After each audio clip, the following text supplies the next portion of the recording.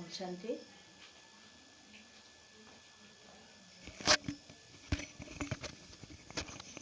ओम शांति। আজি মই যেটো ভিডিঅ' কৰিবলৈ ওলাইছোঁ সেই ভিডিঅ'টো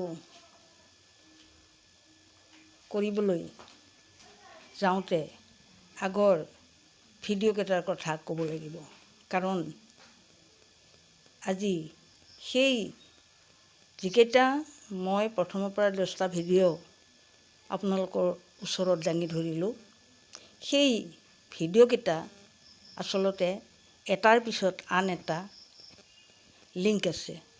সেয়ে আমাৰ ঈশ্বৰীয় ব্ৰহ্মাকুমাৰী ঈশ্বৰীয় বিশ্ববিদ্যালয়ত এই 7দিনীয়া কোৰ্চ এটা দিয়া হয়। সেই 7দিনীয়া কোৰ্চটো কথা ভালভাৱে মনোযোগ দিলেহে বা বুদ্ধিত ধাৰণ কৰিলেহে এই ৰাজযোগ কেনেকৈ কৰিব পাৰি তেতিয়া জানিব পৰা যায়। গতিকে ৰাজযোগৰ বিষয়বস্তু যোগ, জ্ঞান, ধাৰণা, সেৱা। যদি সেই ভিডিঅ' কেইটা একেৰাহে চোৱা নাযায় তেতিয়াহ'লে ৰাজযোগ কৰাত অলপ অসুবিধা আহি পৰে। কিয়নো আমি নিজকে আত্মা বুলি ভাবি পৰমাত্মাৰ লগত যোগ কৰিবলৈ যাওঁতে আমি আত্মাক বিশেষভাৱে জানিব লাগিব আৰু পৰমাত্মাৰ বিষয়েও বিশেষভাৱে জানিব লাগিব। আৰু যোগ কৰিবলৈ কি পৰিপ্ৰেক্ষিতত যোগ কৰিব লাগে সেইটো জনা উচিত। কাৰণ মানুহে কিবা এটা কৰিবলৈ যোৱাৰ আগতে কিবা এটা পাব লাগিব। সেই বস্তুটো পাবলৈ হ'লে আমি আচলতে কি বস্তুটো পাবলৈ বিচাৰিছোঁ ৰাজযোগৰ জৰিয়তে, কি বস্তু আমাৰ অভাৱ হৈ আছে। কাৰণ এই কলিযুগত আমাৰ মনটো বিষাক্ত হৈ যোৱাৰ কাৰণে বুদ্ধিও বিষাক্ত হৈ বিপথে খোজ কাঢ়ে। সেয়ে ঘৰত, সমাজত, দেশত নানা ধৰণৰ আহুকালৰ সৃষ্টি হয়। যেনে ঘৰত হাই কাজিয়া, মিলাপ্ৰীতি নথকা, সম্পৰ্ক বেয়া হোৱা, ঠিক তেনেকৈ সামাজিক হত্যা, লুণ্ঠন, ধৰ্ষণ ইত্যাদি, চোৰ ডকাইতৰ কথাটো ক'বই নালাগে। তাৰোপৰি দেশখনত কেনেকুৱা এতিয়া সেই কৰোণা ভাইৰাছত পৃথিৱীজুৰি কেনেকুৱা পৰিৱেশৰ সৃষ্টি হৈছে সেই সকলোৱে সেই কথা জানে। গতিকে এই সময়ত মানুহে আতংকিত হৈ কিমানৰ ডিপ্ৰেশ্যন হৈছে, কিমানে ভুগিছে, কিমানে ছুইচাইড কৰিছে, কিমানে সেই বেমাৰটোৰ প্ৰতি সজাগতা নহৈ নানান ধৰণৰ বিপথে কাম কৰা দেখা যায়। গতিকে এই সময়ত আমাক সকলোকেই লাগে যে এটা সুস্থ সবল মন। সেই সুস্থ সবল মনটো গঢ়ি তুলিবলৈহে ৰাজযোগ। কাৰণ আমি এবাৰ পৰমধামৰ পৰা অহাৰ পিছত 84 জন্ম পাৰ নকৰাকৈ আমি সেই আচল ঘৰলৈ যাব নোৱাৰোঁ। এই 84 জন্ম আমি বাৰে বাৰে জন্ম লওঁতে আমাৰ আত্মাৰ মাজত থকা চৈতন্য শক্তি, মন, বুদ্ধি, সংস্কাৰ কোন পথে পৰিচালিত হৈছে সেইটো সকলোৱে জানে। কলিযুগত আমি আচলতে কিয় বেয়া হ'লোঁ, কিয় মাক বাপেকৰ কথা নুশুনে ল'ৰা ছোৱালীয়ে, কিয় ল'ৰা ছোৱালীয়ে ডাঙৰ হ'লে মাক বাপেকক ভালকৈ নাচায়, বা ঘৰত কিয় কাজিয়া পেচাল লাগে, এই সম্পৰ্কে মানুহে নাজানে। কাৰণ এয়া আমাৰ কলিযুগৰ পিছত সত্য আগমনত দিয়া সংগম যুগত পৰম পিতা পৰমেশ্বৰে দিয়া জ্ঞান। সেই জ্ঞানৰ বিষয়ে সজাগতা নহয়। যেতিয়া এই জ্ঞান জানিবলৈ বিচাৰিব তেতিয়াহে বুজি পাব যে জীৱনৰ মূল্য কিমান এই শিক্ষাৰ জৰিয়তে ধাৰণ কৰিব পাৰে।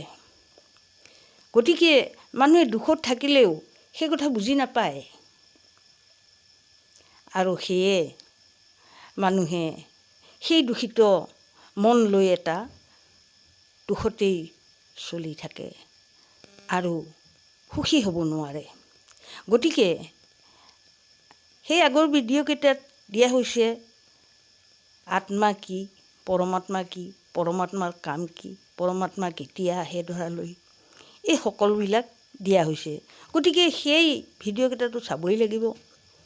যদি সেই ভিডিঅ'কেইটা নাচায় তেতিয়াহ'লে যোগবা কেনেকৈ কৰিব, যোগবা কেনেকুৱা সফল হ'ব। গতিকে মই বিশেষভাৱে সাৰাংশ ক'বলৈ ওলাইছোঁ আত্মা জ্বলি থকা তৰা, দুই ভুকুটিৰ মাজত জ্বলি থকা তৰা এই বুলিয়েই যে আত্মাৰ মাজত সুখ, শান্তি, আনন্দ, প্ৰেম, শক্তি, পবিত্ৰতা আৰু আত্মিক জ্ঞানৰে ভৰপূৰ। আত্মাৰ আঠশক্তিও আছে। যেতিয়া গুণৰে পৰিপূৰ্ণ হ'ব তেতিয়া অট'মেটিকেলি সেই শক্তিবোৰ এটা এটাকৈ আহিব মনলৈ আৰু তেতিয়া মনে সুস্থ সবল মনটোৱে ভাল ভাৱনাৰ সৃষ্টি কৰিব। কৰ্ম কৰাৰ আগতে মানুহে মনটোৰ মাজত ভাৱনাৰ সৃষ্টি কৰে, তাৰপিছত ফিলিং অনুভৱ, তাৰপিছত মনোযোগ, অৰ্থাৎ মনৰ আত্মাৰ মাজতেই মনটো, সেই মনটোৱে যি কৰে, যি কৰিবলৈ বিচাৰে সেই অনুপাতে বাহিৰত একশ্যন হয়, অৰ্থাৎ কাম কৰে ইন্দ্ৰবিলাকৰ জৰিয়তে।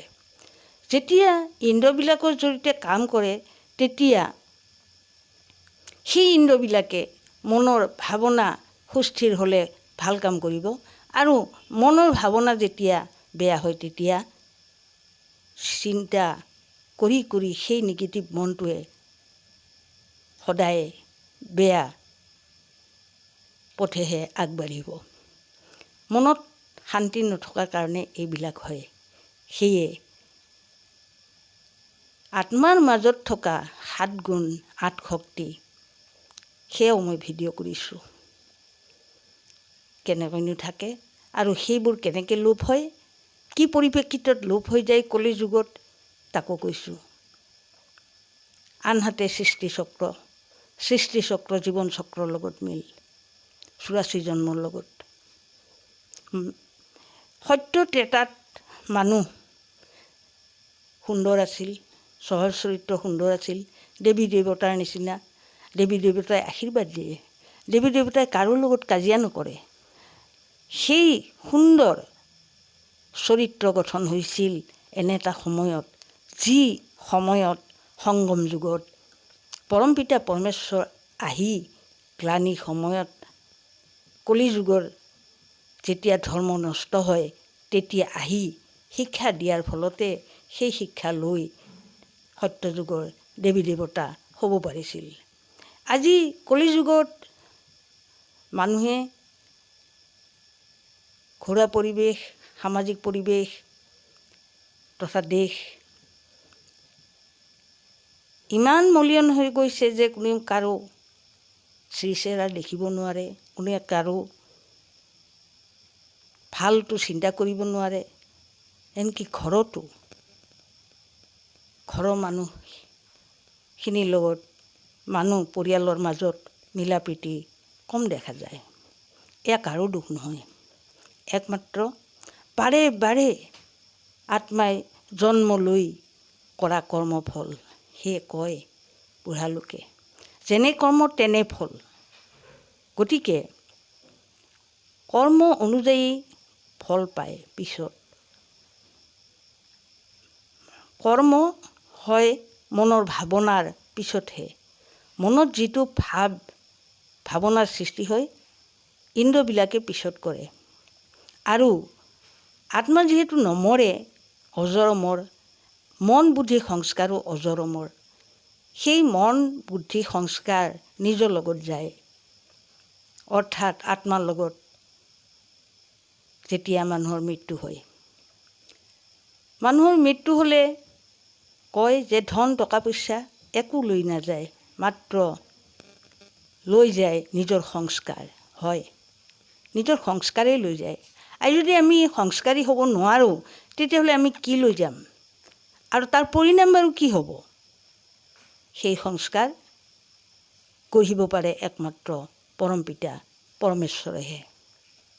সেই সংস্কাৰ গঢ়িবৰ কাৰণে এই ধৰ্মগ্লানিৰ সময়ত আহি পৰমপিতাই শিক্ষা দিয়ে। আৰু সেই শিক্ষা কিমান সুন্দৰ শিক্ষা এটা, সেই শিক্ষাৰ মানুহে ল'বলৈ আগ নাবাঢ়ে। ফলত মানুহে কোনখন ৰেকৰ্ড লৈ মনৰ মাজত গুচি যাব আৰু কোনখন ৰেকৰ্ড বাজিব শেষত পুনৰ্জন্মত, জানা উচিত। গতিকে ৰাজযোগৰ অন্তৰ্গত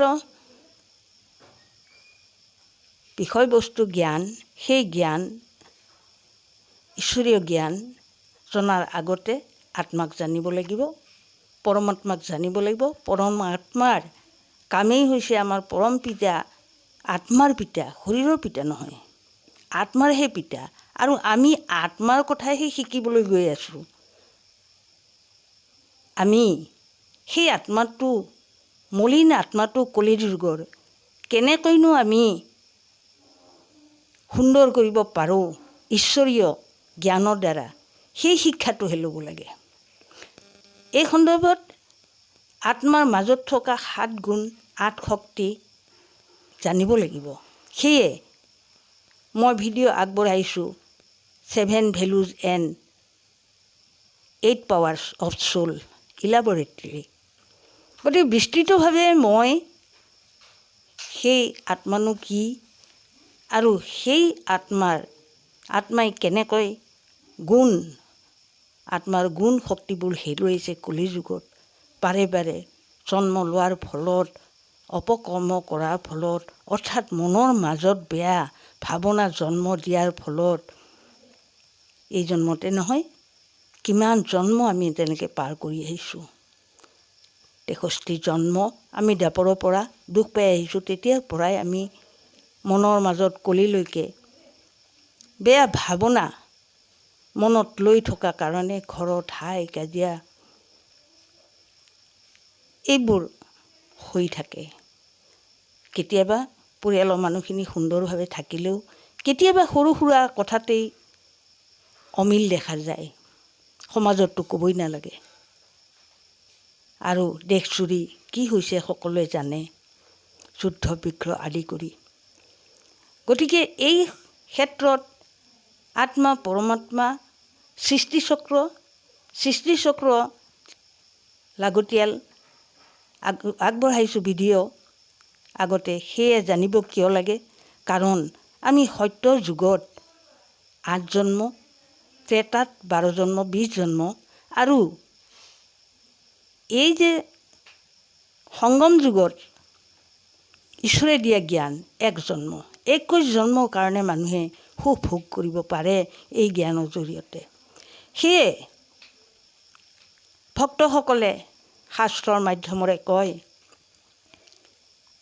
ভক্ত প্ৰহ্লাদ দৈত্যকুলত জন্মিছিলে, কিন্তু ঈশ্বৰে বৰ দিব